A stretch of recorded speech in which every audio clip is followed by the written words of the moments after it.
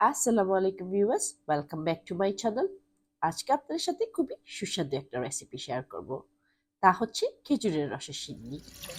খেজুরের রসের সিন্নি তৈরি করতে আমি এখানে লাল করা 2 লিটার খেজুরের রস দিয়েছি। এই সিন্নিটা আপনারা কাঁচা রস দিয়েও রান্না করতে পারবেন।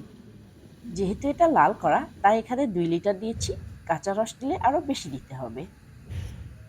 দিয়ে দিচ্ছি 3টা তেজপাতা,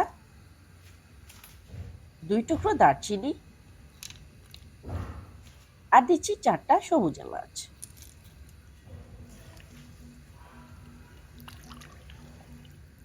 এখানে আছে 1 কাপ পরিমাণ চাল। আমি চালগুলোকে 2 ঘন্টার মতো ভিজিয়ে রেখেছি। তারপর ধুয়ে পরিষ্কার করে দিয়ে দিলাম। এখানে আমি ঢেঁকি চাটা লাল চাল ইউজ করেছি। আপনি চাইলে আতপ চালও ইউজ করতে পারেন বা অন্য যে কোনো চাল ইউজ করতে পারেন।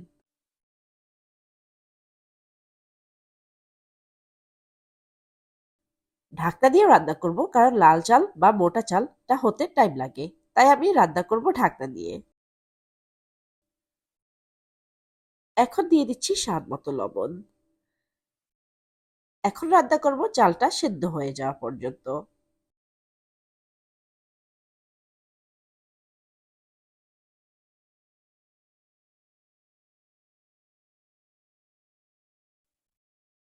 আমার রসের সিন্নিটা অলমোস্ট রান্না হয়ে গেছে।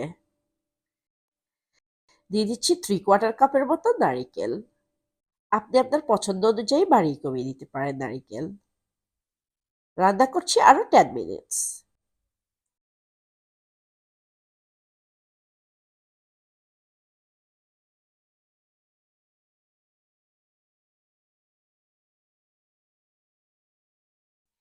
চিনিটা রান্না হয়ে গেছে।